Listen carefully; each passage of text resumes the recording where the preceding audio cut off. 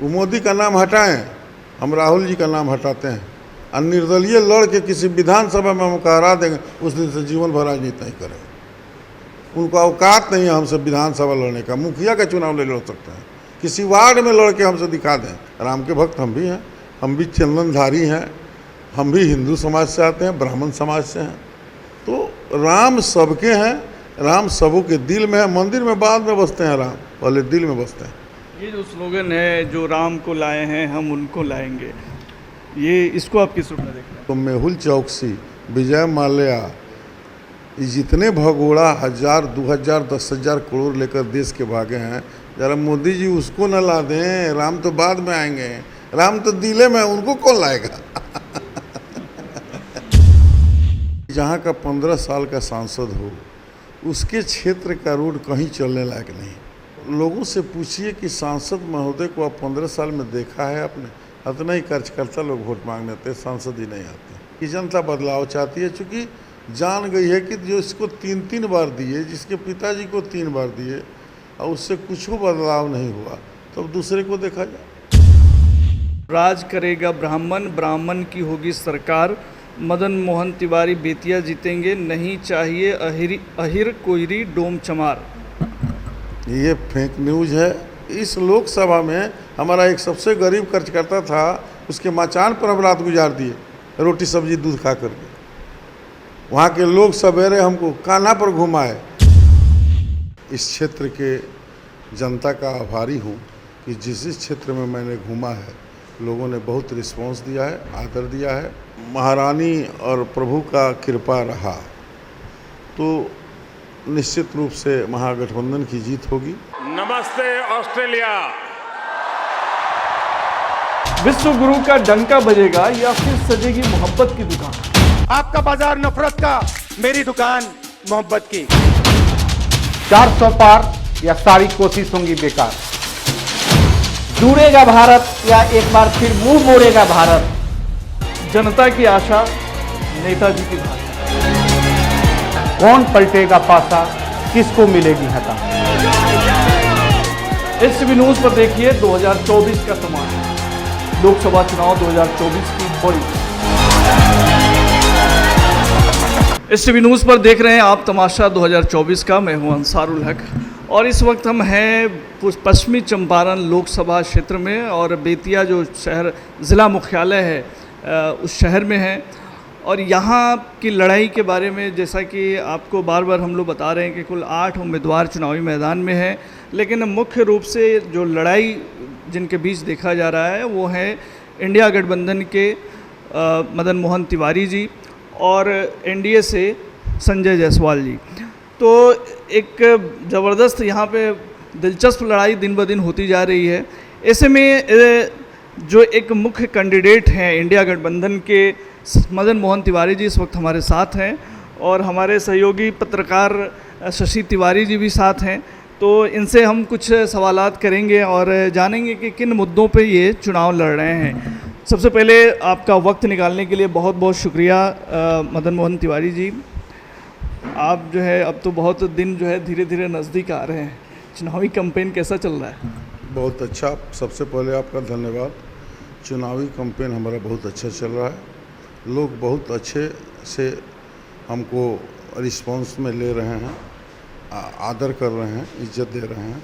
मैं इस क्षेत्र के जनता का आभारी हूँ कि जिस क्षेत्र में मैंने घूमा है, लोगों ने बहुत रिस्पांस दिया है, आदर दिया है। इसलिए मैं बहुत बहुत धन्यवाद देना चाहता हूँ पश्चिमी चंपारण के लोकसभा के जनता को। मदन मोहन तिवारी जी, आपका नाम जब फाइनल हुआ तो कई लोगों को बहुत सारे नामों पे चर्चा हो रही थी लोकसभा पश्चिमी चंपारण में, ख़ासतौर से अगर देखा जाए तो। लेकिन आपके बारे में लोग कह रहे हैं कि आप बहुत ज़मीनी स्तर से जुड़े नेता रहे हैं। आप प्रमुख के भी इलेक्शन लड़े, मुखिया के भी इलेक्शन लड़े, विधायक के भी इलेक्शन लड़े और अब आप सांसदी का इलेक्शन भी लड़ रहे हैं। क्या फ़र्क महसूस कर रहे हैं, क्योंकि आप बॉटम से लेकर टॉप तक जो है एक तरह से? देखिए, सब लड़ाई का अपना अपना एक अलग अलग नज़रिया है। जिस तरह मुखिया का चुनाव लड़े ग्राम पंचायत में, मेरा अपना चेहरा था, मेरी अपनी जो करनी धरनी थी, उस आधार पर लोगों ने वोट किया। पंचायत समिति हम 2 बार जीते, दोनों मेरा अपना चेहरा था और ये लोगों में ज़रूर था, मेरे प्रखंड में, मेरे पंचायत में, कि ये आदमी जीतेगा तो ब्लॉक का प्रमुख बन जाएगा। इसलिए लोगों ने हमको बहुत प्यार दिया, वोट दिया, जिसके चलते मैं 10 साल तक लगातार ब्लॉक का प्रमुख रहा बेतिया का। उसके बाद महागठबंधन महागठबंधन कायम हुआ, उसमें हमको टिकट मिला, हम विधायक बने। उस समय भी लोगों ने हमको काफ़ी रिस्पांस दिया, बहुत इज्जत दिया बेतिया विधानसभा के लोगों ने। तो हम समझते हैं कि उसी तरह से प्यार, उससे कुछ ज़्यादा ही प्यार लोग लोकसभा में दे रहे हैं। जाहिर सी बात है, और ये बड़ा एरिया है तो बहुत जगह आपको घूमना पड़ रहा होगा, तो लोगों का बहुत सारा प्यार मिल रहा होगा। क्या समझते हैं आप, पश्चिमी चंपारण में किस तरह के काम होने चाहिए और किन मुद्दों को आप ख़ास तौर से देख रहे हैं कि किन क्षेत्रों में जो है विकास नहीं हुआ या कमी रह गई, जिसको आप मुद्दा बना रहे हैं? देखिए, किसी भी क्षेत्र में ये एमपी महोदय के द्वारा कोई वर्क नहीं हुआ है। क्योंकि मुझको घूमने का मौका मिला नौतन और बैरिया में, आप खुद से घूम लीजिए कि जहाँ का 15 साल का सांसद हो, उसके क्षेत्र का रोड कहीं चलने लायक नहीं। वहाँ से चलिए आप बैरिया में, बैरिया की भी वही स्थिति है।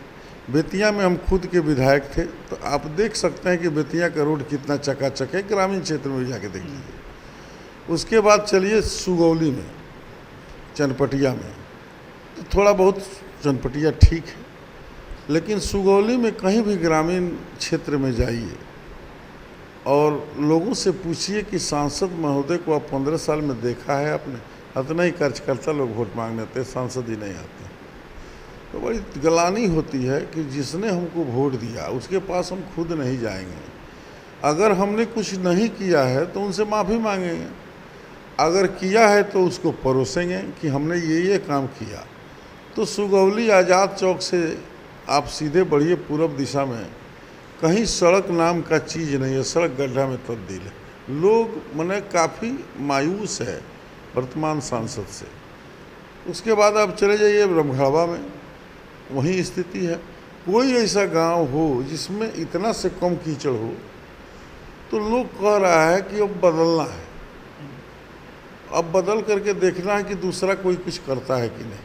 तो लोगों का बदलाव का मूड है। इस मूड को हम लोग परख लिए हैं कि जनता बदलाव चाहती है, चूँकि जान गई है कि जो इसको 3 बार दिए, जिसके पिताजी को 3 बार दिए और उससे कुछ बदलाव नहीं हुआ, तो अब दूसरे को देखा जाए। एक सवाल और है मदन मोहन जी, कि बहुत सारे लीडर्स हैं, एक दूसरे पे आरोप लगाते हैं, लेकिन जब उनके करने की बारी आती है तो वो भी वही चीज़ करते हैं जो पहले वाले करते हैं। तो ऐसे में नए सांसद जब मिलेंगे, हमारी शुभकामनाएं हैं कि आप चुनाव में अच्छा करें, तो कैसे आप पर लोग भरोसा करेंगे कि जो है आप बेहतर कर सकते हैं? देखिए, बिना भरोसा किए ये काम चलने वाला नहीं है। क्योंकि इस देश में 142 करोड़ लोग रहते हैं। 142 करोड़ में एक ही आदमी अगर सत्ता को चलाए, एक ही आदमी किसी का पद पर बना रहे, तो यह सुनिश्चित है कि वर्क नहीं होगा। यह लोकतंत्र है। लोकतंत्र में बदलाव परम सत्य है। वो मैं भी उस जगह पर रहूँगा, अगर वर्क नहीं करूँगा, पब्लिक के बीच में नहीं जाऊँगा, तो मुझको भी अगर पब्लिक अभी आशीर्वाद दे भी देती है तो 5 साल के बाद हमको भी आशीर्वाद अपना छीन लेगी। इसलिए डर से पब्लिक के काम करना ही पड़ेगा। सबसे बड़ी बात जनप्रतिनिधि में होनी चाहिए कि जनप्रतिनिधि अपने क्षेत्र में घूमता है तो कुछ समस्या पब्लिक बताती है, कुछ समस्या हम अपने देख लेते हैं, और कुछ समस्या बनावटी है जो गांव के लोगों के आपसी वर्चस्व में समस्या पैदा हो गया, तो उस पर भी विचार जनप्रतिनिधि को करना चाहिए, समझाना चाहिए। तो यहाँ तो जनता कहती है कि यहाँ हम लोग सांसद को देखे ही नहीं हैं। हम लोग ऊंची भटिया से लेकर के रामगढ़वा में, जैतापुर लौकरिया से लेकर पलानवा तक हम लोग देखे कि वहाँ ये जाते ही नहीं हैं। अब कौन वोट मांगता है उनका? तो भाई बड़ी पार्टी है, बहुत पैसा है उन लोगों के पास। हम लोग तो खुद के वोट मांगने गए, पब्लिक हम लोगों को भी डांटी, खाली वोट मांगने आते हैं, अब वोट लेकर चले जाते हैं, फिर 5 साल नहीं दिखाई देते हैं। फिर समझाते हैं हम लोग कि भाई हम पहले आए हैं, एक बार दीजिए, अगर हम आपके विश्वास पर खरा नहीं उतरेंगे तो फिर हमको हटा दीजिए। लेकिन हमको किसी के नाम पर वोट नहीं मांगना है। हमको मांगना है तो बेरोजगारी पर मांगना है तो भ्रष्टाचार पर मांगना है तो शिक्षा पर मांगना है तो स्वास्थ्य सुविधा पर मांगना है तो अच्छी सड़क हो, बिजली हो, पानी हो, बच्चों को सस्ता शिक्षा मिले। इसके लिए हमको लड़ना है। इस लड़ाई को हम लोग लड़ते रहेंगे। हम लोग पूंजीपतियों की बात करके लड़ाई को नहीं लड़ेंगे, हम लोग गरीबों की बात करते हैं। आपने तमाम मुद्दे गिनाए, बेरोजगारी, शिक्षा और बहुत तरह की बात, लेकिन देश में तो आजकल जो है बहुत सारे नेशनल मुद्दे हावी हैं। और चूँकि बिहार में है हम लोग, तो कास्टिज्म पे भी जो है बहुत सारी बातें होती हैं। आप ब्राह्मण परिवार से आते हैं और एक राम मंदिर का जिस तरह से मोदी सरकार के रिजिम में निर्माण हुआ, तो बड़े लोग जो है उसको लेकर के एक तरह से मोदी जी के गुणगान में लगे हुए हैं। आप इन सब चीज़ों को कैसे देख रहे हैं और क्या उसका असर भी हो रहा है आपके कैंपेन पे? देखिए, ये देश भर में खुशी की बात है कि मोदी जी राम मंदिर का उद्घाटन किए। राम मंदिर कोर्ट के द्वारा फैसला किया गया कि ये अमुक भूखंड राम मंदिर के निर्माण के लिए है, अमुक भूखंड मस्जिद के निर्माण के लिए। तो इसमें मोदी जी का कुछ नहीं है, ये तो कोर्ट का डिसीजन था। और हिंदुस्तान के राम में आस्था रखने वाले अरबों खरबों रुपये चंदा दिए हुए थे, उन लोगों के पैसा से मंदिर का निर्माण हुआ। मैं मंदिर का स्वागत करता हूँ, मैं राम लला का स्वागत करता हूँ कि राम एक ऐसे भगवान हैं जो हिंदुस्तान के 100 करोड़ हिंदुओं के दिल में बसते हैं। मंदिर में बाद में बसते हैं, दिल में पहले बसते हैं। तो हम लोगों के दिल में है राम, हम राम के स्वागत करते हैं। राम के मंदिर को देश के लोगों ने चंदा देकर बनवाया है, कहीं इसमें इनका योगदान नहीं है। कोर्ट ने फैसला किया, देश के लोगों ने चंदा दिया, मंदिर का निर्माण हुआ। अब उसको क्रेडिट लेने के लिए हमारे माननीय प्रधानमंत्री दंड बैठक अपना कहिए, दिखाए कि हम राम के भक्त हैं। राम के भक्त हम भी हैं, हम भी चंदनधारी हैं, हम भी हिंदू समाज से आते हैं, ब्राह्मण समाज से हैं। तो राम सबके हैं, राम सबों के दिल में है। मंदिर में बाद में बसते हैं राम, पहले दिल में बसते हैं। ये जो स्लोगन है, जो राम को लाए हैं हम उनको लाएंगे, ये इसको आप किस रूप में देख रहे हैं? राम को ना कोई लाया है और ना कोई ला सकता है। राम आदि काल से हमारे सनातन धर्म के हिंदुओं के दिल में बसते हैं, इसलिए कोई नहीं लाया।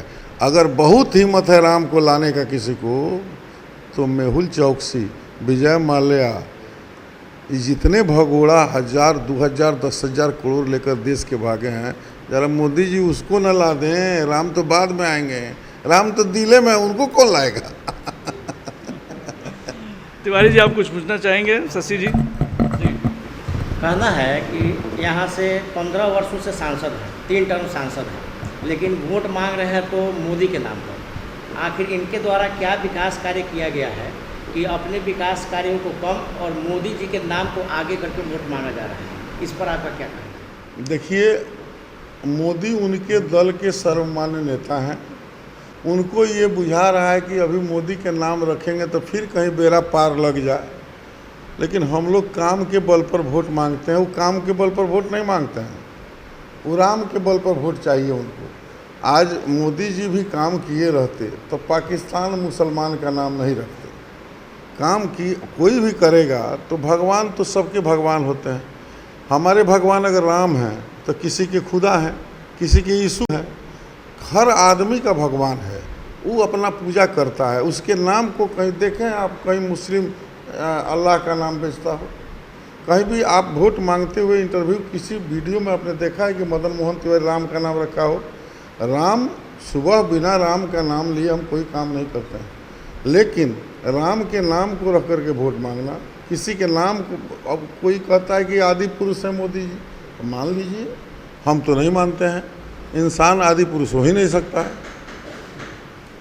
तो कहने का मतलब है कि आप काम किए हैं, आपके साथ भगवान हैं, तो आप अपने क्षेत्र में क्यों नहीं जाते हैं? आपको जाना चाहिए। आपको लोग अच्छा रिस्पांस देंगे, आप अच्छे परिवार से हैं। आप तो लोगों की शिकायत में लगे हुए हैं, कैंडिडेट का शिकायत करते हैं, उनका शिकायत करते हैं। अरे भैया, हम तो चैलेंज करते हैं संजय जी को, वो मोदी का नाम हटाएं, हम राहुल जी का नाम हटाते हैं और निर्दलीय लड़ के किसी विधानसभा में हम हरा देंगे, उस दिन से जीवन भर राजनीति नहीं करेंगे।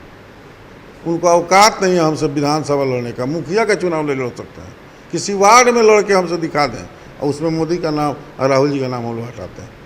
उनको इतना औकात नहीं हमसे किसी बेतिया नगर निगम के किसी वार्ड में लड़ने का औकात नहीं। मोदी जी पश्चिमी चंपारण में आए थे बेतिया इलाके में, तो उन्होंने परिवारवाद पर खुलकर बोला था और कहा था कि हमारी लड़ाई परिवारवाद से है। अभी कहते हैं कि हम यहाँ शहजादे वाले लोग हैं और हमारा देश ही परिवार है। देखिए, सबसे बड़ा तो परिवारवाद भाजपा में है। अब चलिए हमारे ही परिवार में, हम लोग किसान परिवार से आते हैं। हमारे बाबा जी थे, गांव में खेती करते थे, गाय भैंस अपना द्वार पर रखते थे। हम लोग कभी सपना में भी नहीं सोचे थे कि हमको मुखिया बनना है, हम समिति में जीतेंगे, हम विधायक बन जाएंगे या एमपी का चुनाव हमको लड़ना पड़ेगा। ये हम अपने औकात से नहीं सोच पाए थे। लेकिन प्रभु जो होते हैं ऊपर वाले, वो आपके तकदीर को लिखे हैं। हमारे तकदीर में लिखा था कि आपको लड़ना है। हमने उस क्षेत्र में कर्म किया, उन्होंने हमारे तकदीर में लिख दिया, तो हम यहाँ तक आए। अगर एनडीए वाले जो लोग हैं, एनडीए वाले जो प्रत्याशी हैं, उनके पिताजी संघर्षशील आदमी थे, इसको नकारा नहीं जा सकता। वो संघर्ष किए, वो पौधा लगाए, पौधा वृक्ष बन गया। अब फलने के समय वो चले गए, भगवान को प्यारे हो गए। सब कोई जाता है, हम भी जाएंगे कभी। तो उनका तो मने चले गए, भगवान को प्यारे हो गए। अब उनके शाहजादे आ गए। अब शाहजादे आए तो 3 टर्म से आए, काम कुछ नहीं किए। तो कहने का मतलब है, ये तो साफ घोर वंशवाद का प्रतीक तो वो है। अगर देखना ही है आपको वंशवाद, तो आप वंशवाद देखिए जाकर के नवादा में सीपी ठाकुर के बेटा वहाँ विवेक ठाकुर लड़ रहे हैं। ये वंशवाद नहीं है। ठाकुर प्रसाद के बेटा वकील साहब पटना साहिब में लड़ रहे हैं, ये वंशवाद। रविशंकर प्रसाद जी, ये वंशवाद नहीं है। वंशवाद किसको कहा जाता है? जब आप बताइए, जब वंशवादी कांग्रेस पार्टी को 9 सीट मिला, एक को छोड़ करके बाकी कहीं वंशवादी हो, सब नया नया चेहरा है। अजीत शर्मा जी लड़े हैं, डॉक्टर जावेद लड़े हैं, तारिक अनवर खुद के नेता हैं, खुद के नेता हैं। तो ये लोग तो पूरा परिवार, पीयूष गोयल से लेकर अनुराग ठाकुर से लेकर के उनके वसुंधरा राजे सिंधिया के बेटा के लेकर के राजनाथ सिंह के बेटा, इतना वंशवादी व्यवस्था भाजपा में है जिसका तो कांग्रेस में कहीं जगह नहीं है। वंशवाद किसको कहते हैं भैया? आप काट ले दीजिए संजय जायसवाल का टिकट, आप काट दीजिए विवेक ठाकुर का टिकट, काट दीजिए राजनाथ सिंह का बेटा का टिकट, काट दीजिए वसुंधरा राजे के बेटा का टिकट, धूमल सिंह के बेटा अनुराग ठाकुर का टिकट काट दीजिए आप, तब ना हम समझें कि आप वंशवाद के पोषक नहीं हैं। एक मदन मोहन जी, आपके जानिब से एक सोशल मीडिया पे चीज़ वायरल हो रही है, जिसमें आप बहुत सारे जातियों को लेकर के ये कहा गया है कि आप ब्राह्मण जो है अब राज करेगा, इस तरह से करके। ये क्या है? ये देखिए, मैं जिस स्कूल में जन्मा हूँ उस स्कूल को तो मैं बदल नहीं सकता, चूँकि बाप माँ के पहचान से बेटा का पहचान होता है। तो मैं जिस स्कूल में जन्मा हूँ, बहुत अमीर और गरीब की बात नहीं है, मैं ब्राह्मण के कुल में ज़रूर जन्मा हूँ, लेकिन एक साधारण परिवार का बेटा हूँ। मैं किसी ज़मींदार के घर में पैदा नहीं हुआ। संजय जी के परिवार के लोग ज़मींदार भी थे और बाद में पैसा भी कमा करके बहुत बड़े लोग हो गए हैं। हम उतने बड़े नहीं हैं, हम भी चुनाव लड़ रहे हैं, एक एक पैसा के लिए मुहताज हैं। उनके पास पैसा कोई मतलब का चीज़ नहीं है, ठीक है। रहा बात ब्राह्मण का, अगर फेसबुक पर गलत आईडी से किसी ने डाला तो आप सोचिए कि एक लड़का जो 28 वर्ष की उम्र में सबसे पहले मुखिया बना, जिस गांव में मेरा 50 वोट नहीं है जातिगत हिसाब से, वहाँ के मुखिया बन करके हमने 5 साल सेवा किया, तो हम 400 वोट से मुखिया बने थे। 1000 वोट से हम पंचायत समिति बने, उसके बाद 3200 वोट से हम फिर पंचायत समिति बने, फिर प्रमुख बने तो 10 समिति था, 10 डिफरेंट जाति के लोग थे। अगर ब्राह्मणवादी व्यवस्था था, अगर सामंतवादी व्यवस्था रहता तो इतना चांस आपको ग्राम पंचायत में नहीं, 3 टर्म 4 टर्म लोग नहीं देता है। उसके बाद उसी क्षेत्र से हमको लोगों ने विधायक बनाया। अगर हम सामंतवादी विचारधारा के होते तो निश्चित रूप से हमको इतना समय लोगों ने नहीं देता। अगर सामंतवादी व्यवस्था के होते तो एक एक गांव के पब्लिक ने कांग्रेस को फैक्स किया, ट्वीट किया कि मदन मोहन तिवारी को मिलेगा तो लड़ाई होगा, नहीं तो संजय जीत जाएंगे सीधे सीधे। एक जो वीडियो वायरल हो रहा है वो दरअसल इसी के संदर्भ में मैं कह रहा हूँ, राज करेगा ब्राह्मण, ब्राह्मण की होगी सरकार, मदन मोहन तिवारी बेतिया जीतेंगे, नहीं चाहिए अहिर कोयरी डोम चमार। ये फेक न्यूज़ है, ये बीजेपी के द्वारा चलाया जा रहा है। आपको यह मालूम होना चाहिए कि मैं कह दिया एक बार कि जिस गांव में मैं राजनीति का शुरुआत किया उस गांव में मेरा 50 वोट था, मैंने 400 वोट से जीता। बात समझिएगा, जब 400 वोट से जीता तो कोई दूसरे कास्ट न दिया। अगर उसको आदर नहीं मिलता तो हमको नहीं देता वोट ना। उसके बाद हम 6 में फिर समिति लड़े तो हमको 800 से जिताया, तो कहीं ना कहीं प्रेम बढ़ता गया। उसके बाद हमने 10 में चुनाव लड़ा विधानसभा का कांग्रेस पार्टी की हैसियत से, 13,000 वोट हमने लाया। क्या मेरे ही जाति का वोट था 13,000? सभी जाति के लोग हमको मदद किए। उसके बाद हम फिर पंचायत समिति हार गए, चुनाव तो लड़े, हमको 3300 लोगों ने 3300 के मार्जिन से जिताया। फिर हम प्रमुख बने। अगर 3300 वोट हमारे जाति धर्म का होता तो बाकी तो सब पिछड़ा अति पिछड़ा के लोग ही थे जो हमको वोट किए। हम जीते फिर प्रमुख बने।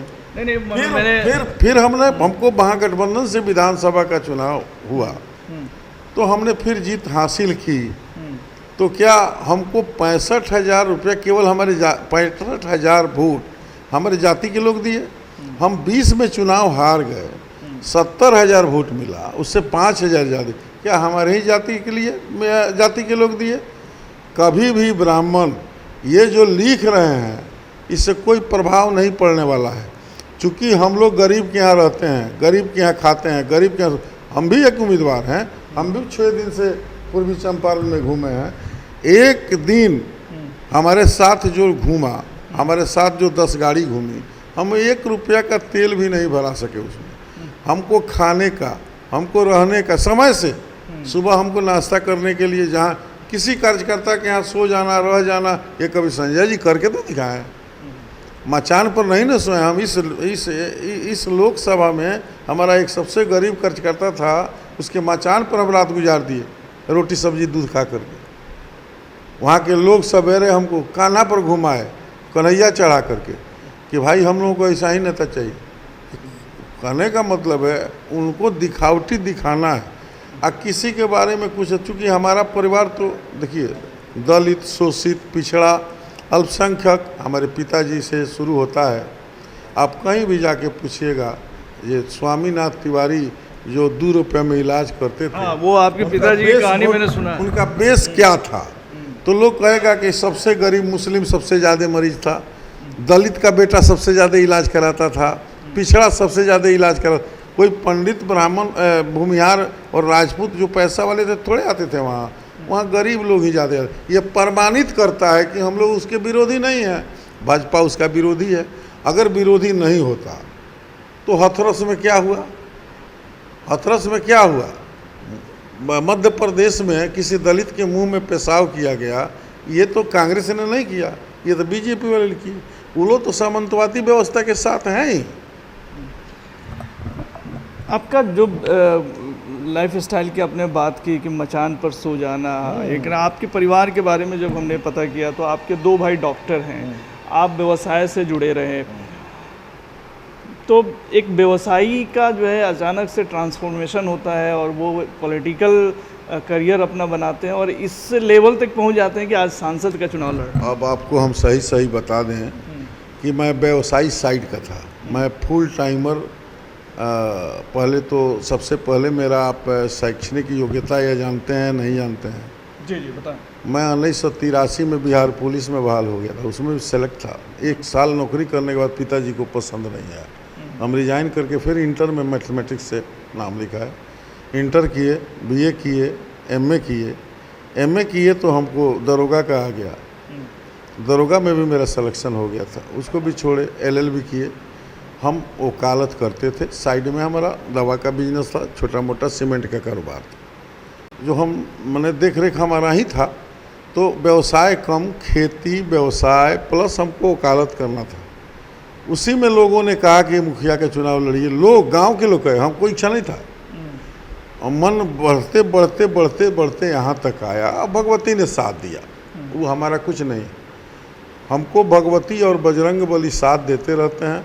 कभी कभी काफ़ी दुख में रहता हूँ, अभी परिस्थिति कमर में चोट है, एक बार भगवान का नाम लेता हूँ तो 1 किलोमीटर पैदल चल जाता हूँ। दर्द होता है लेकिन फिर नाम लेते हैं, दर्द शांत हो जाता है। इसलिए भगवान सबसे ऊपर हैं, हमारे तकदीर में लिखे हैं कि आपको लड़ना है, जीतना हारना फिर उसी के हाथ में है, हमारे हाथ में नहीं है। हमारा काम है कर्म करना, क्या होगा नहीं होगा ये हमको मालूम नहीं है। लोगों का मन है कि बदल देना है, इन्हीं का माँ सांसद है, ये काम करने वाला नहीं है।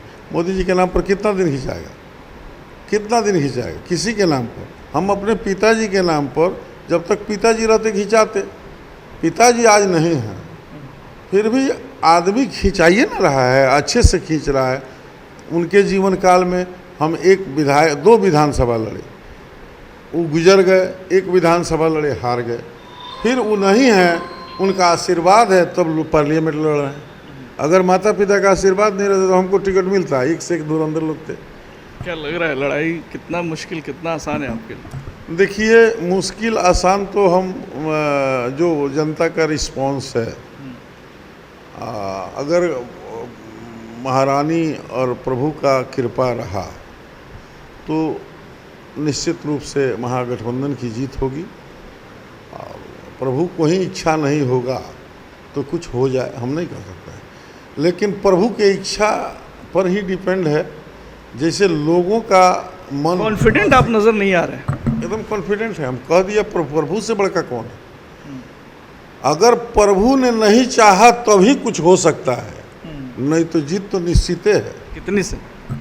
अब ये तो नहीं बताएंगे कि हम 1 वोट से जीते चाहे 1 लाख से जीते। नहीं, उधर 400 पार का जो है खुलेआम नारा चल रहा है, 4 लाख से लोग कह रहे हैं 2 लाख से जीतेंगे। अच्छा, तो अब की जीत के कितना परेशानी क्यों है, इतना बेचैनी क्यों है? एक साधारण कार्यकर्ता लड़ रहा है, वो भी आपके इतना पैसा नहीं है, आपके इतना आय का स्रोत नहीं है। हम लोग तो साधारण रूप से घूम रहे हैं, साधारण रूप में परिवार में जन्मे हुए हैं। अब तो राजा के घर में जन्मे हुए हैं, अनुकंपा का नौकरी भी है आपको। हमको तो टिकट खोजने में 2-4 महीना 6 महीना लगा, आपको तो एकदम मिल गया था। तो पता लगा कि 134 गांव आप घूम लिए हैं। जब हम गांव में पूछे कि सांसद जी आते हैं कि नहीं, तो वो नहीं आते हैं, उनका चमचा आता है, वो नहीं आते हैं। एक अंतिम सवाल मेरा है, जी हाँ सर, बिहार में इस बार कोई लहर हमको दिखाई नहीं दे रहा है, चाहे मतलब उस तरह का नहीं है। अब की बार बिहार में जातीय गुटबंदी, जब से जातिगत जनगणना हुई है तब से हर एक लोकसभा क्षेत्र में किसी न किसी रूप से जातीय गुटबंदी दिख रही है। पश्चिमी चंपारण में आप इसे किस रूप में देखते हैं? देखिए, जातीय गोलबंदी ये बीजेपी के लोगों ने ही शुरू किया। हम लोग तो जब से मैंने पढ़ाई लिखाई छोड़ करके इसमें आए, इस लाइन में आए, तो उस जब तक हम राजनीति में आए तब तक जातीयता चरम पर चला गया था। लेकिन 90 के पहले जो हम लोग वोट देखते थे, अच्छे लोगों को लोग वोट देते थे। 90 के बाद बीच में आया कुछ क्रिमिनल इधर उधर। आज के डेट में जो मोदी जी ने जो फैक्टर कायम किया, उनके देखा देखी नीतीश जी और लालू प्रसाद जी, तेजस्वी जी जातीय जनगणना करें, क्योंकि उनका जो फोकस था घुमा फिरा के पिछड़ा अति पिछड़ा पर, उसी को इन लोगों को कलेक्ट करना था। इन लोगों ने बताया कि तुम्हारा इतना हिस्सेदारी है, हिस्सेदारी को बता दिया, गोलबंदी शुरू हो गई। तो कहने का मतलब है कि तेजस्वी और नीतीश कुमार जो जातीय जनगणना कराए, अब नीतीश जी फिर चले गए उधर, उसका नाम ही नहीं ले रहे हैं। अब इसको भुना रहा है तो लोग कह रहा है कि भाई हम इतना % है, इसको क्यों वोट दें, जब हमारा ही जाति का आदमी नेता बन रहा है तो उसी को देंगे। कहने का मतलब है कि सम्राट चौधरी को अध्यक्ष बना दिया और 17 गो में एक कोयरी को नहीं दिया, इधर 23 गो में 6 गो कोयरी को दिया, तो आपका डोनेट तो टूटिए नहीं जाएगा। आप कहते हैं कि साव जायसवाल हमारा है, ऋतु जायसवाल को दे दिया, वो भी टूट गया। तो कहने का भूमिहार को दिया वैशाली से, भूमिहार भी नहीं कह सकता है कि हमारी जाति को धर्म को लोगों को नहीं दिया, ब्राह्मण को दिया, हर जाति को उसने चोट किया है। इसलिए यहाँ जातीय जनगणना कराने से सभी जातियों में जो पिछड़ी जातियाँ हैं, अत्यंत पिछड़ी हैं, अनुसूचित जाति हैं, चाहे अल्पसंख्यक हैं या अपर कास्ट के लोग हैं, तो हम अपना वोट क्यों आपको दें।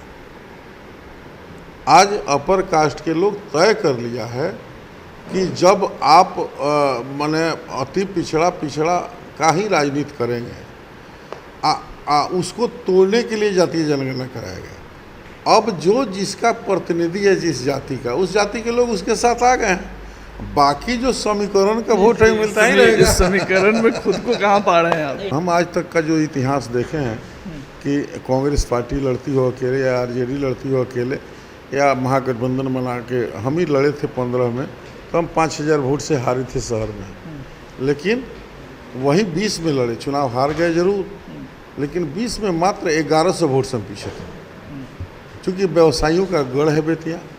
उसके बाद अब 5000 कहाँ 1100, तो निश्चित रूप से लोगों ने हम पर विश्वास किया 5 साल में कि ये आदमी लूटपाट नहीं करवा सकता है, ज़मीन नहीं छकवा सकता है और गलत आदमी का पैरवी नहीं कर सकता है, सीधा है, सिंपल है, मोटरसाइकिल से चलता है, विधायक होने के बाद भी ना बॉडीगार्ड की आवश्यकता है, दिन भर 25 गो कुर्सी लगा के दरवाजे पर बैठता है, जो आया उसी को लिख दिया, पढ़ दिया, चल दिया। तो हम लोग सिंपल आदमी हैं। एक स्वास्थ्य विभाग का अनुशंसा कराना है तो पटना बस पकड़ के जाइए, हमसे कराना है तो दरवाजे पर भेंट हो जाता है ना। किसी का मतलब है सीधे आए विधायक से मिलाए, विधायक जी हम हैं, तो हमारा वेशभूषा देख कर पहचान भी नहीं किया कि विधायक जी यहीं हैं, लिख दिया चले गए। तो वैसा ही है, मान लीजिए कि हम लोग सिंपल हैं, लोगों को सिंपल चीज़ पसंद है, इसलिए लोग चाह रहे हैं कि मदन मोहन तिवारी को ही अब की सांसद यहाँ का बनाया जाए। अब बाकी ऊपर वाला जो करेंगे मंजूर है। चलिए, बहुत शुभकामनाएं हमारी तरफ से कि आप चुनाव में अच्छा करें। और तो जो है बहुत बहुत शुक्रिया हमसे बात करने के लिए मदन मोहन तिवारी जी। नमस्ते ऑस्ट्रेलिया। विश्व गुरु का डंका बजेगा या फिर सजेगी मोहब्बत की दुकान? आपका बाजार नफरत का, मेरी दुकान मोहब्बत की। 400 पार या सारी कोशिश होंगी बेकार। जुड़ेगा भारत या एक बार फिर मुंह मोड़ेगा भारत? जनता की आशा, नेताजी की भाषा। कौन पलटेगा पासा, किसको मिलेगी हता? STV न्यूज़ पर देखिए 2024 का तमाशा, लोकसभा चुनाव 2024 की बड़ी